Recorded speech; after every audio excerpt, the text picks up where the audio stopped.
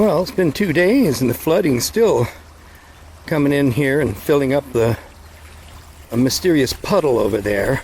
It's not just coming in this way, but also the other end has a good strong current of muddy water. Well, actually it's kind of clear water pouring into mysterious puddle over here. One of my places that I like.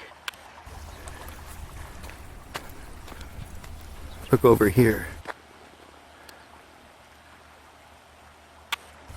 It was evening all afternoon.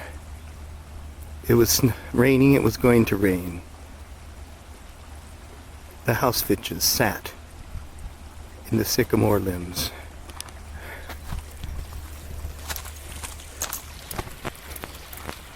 Okay, girlfriend, turn this thing off.